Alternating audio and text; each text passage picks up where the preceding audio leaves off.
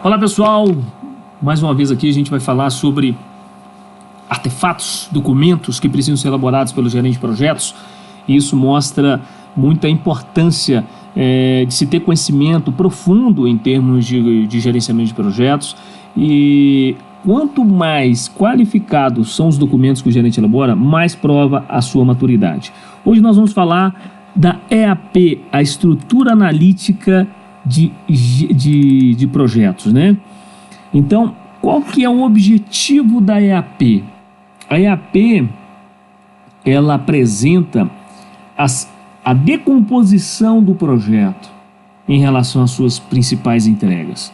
Então, é claro que existe uma série de grandes autores que explicam as concepções da EAP, por que ela é interessante, e a EAP ela traz uma coisa que eu acho muito importante, que é a capacidade de, em um documento, em uma apresentação, a gente ter a visão do todo, de todo o relacionamento do escopo do projeto, das suas grandes entregas.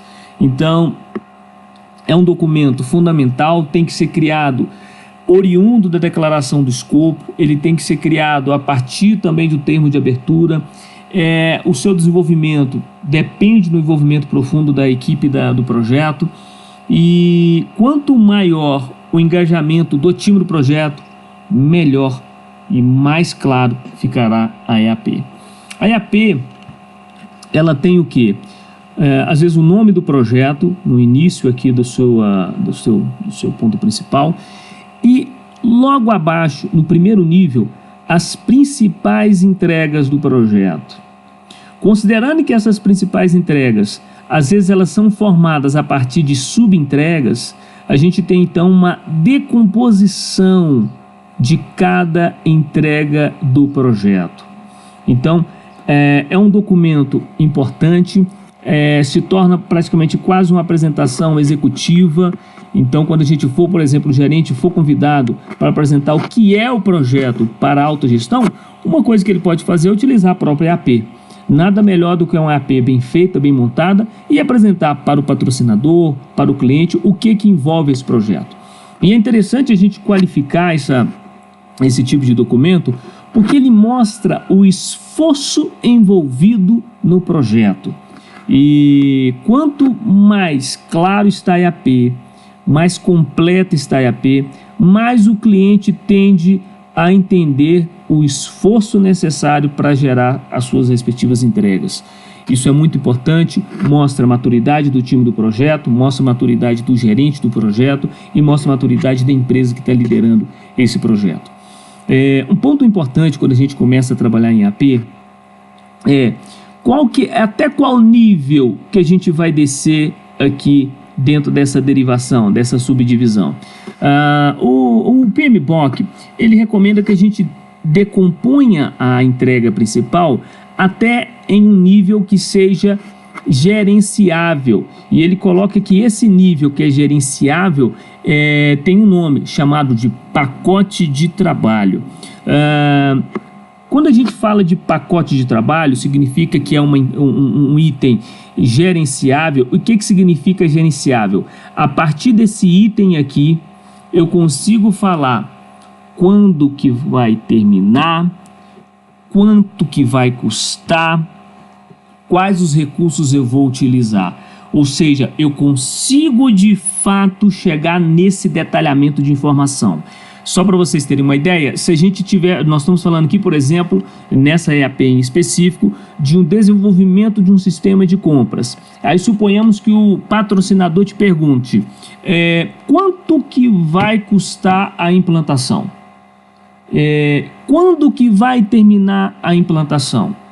É complicado trazer essa informação de pronto, porque ela depende de toda uma derivação até eu chegar no nível de pacote de trabalho, e a partir disso eu consigo levantar a informação. E aí, qual que é a narrativa? Eu vou abrir aqui uma tela de uma das aulas que eu dou de preparatório, e vamos lá então, que eu acho que ela vai ser bem interessante. Vamos colocar aqui dos riscos. E aqui nós temos um item que é muito interessante, eu vou pegar aqui para vocês, que ele fala da nossa...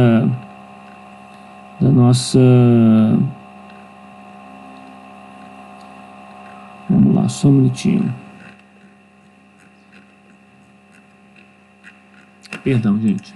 É no gerenciamento de custos. Quando a gente está trabalhando, por exemplo, o gerenciamento de custos, tem um ponto importante aqui, que é a nossa reserva gerencial, reserva de controle. Isso, exatamente essa tela. Então, só para vocês terem uma visão aqui. Quando a gente está trabalhando custos em projeto, para a gente chegar no orçamento final do projeto, vamos pensar o seguinte: suponhamos que o patrocinador te pergunta quanto que vai custar a implantação. É complicado a gente dar essa informação de pronto. Você pode até dar, mas ela vai estar numa margem de grandeza, ou seja, tem uma variação muito grande daquilo que você falou e daquilo que de fato vai ser executado no projeto. Então, quando a gente começa a falar da importância da gente derivar aquela entrega em entregas menores até no nível de pacote de trabalho que é gerenciado, é porque a gente consegue levantar a informação. Então, o ideal, por exemplo, eu tenho aqui, né, o custo, só para vocês terem uma associação.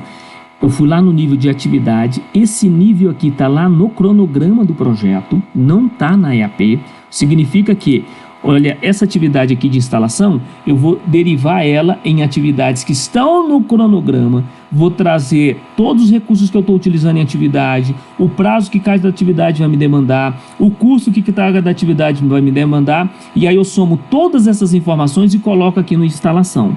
Na mesma sequência, eu vou colocar todas as atividades que envolvem publicação de versão, todos os custos que essas atividades demandam, todos os recursos, todos os prazos. E aí eu vou somando todas essas informações e aí sim eu vou ter informação de quanto que a implantação vai custar, quando que ela vai terminar.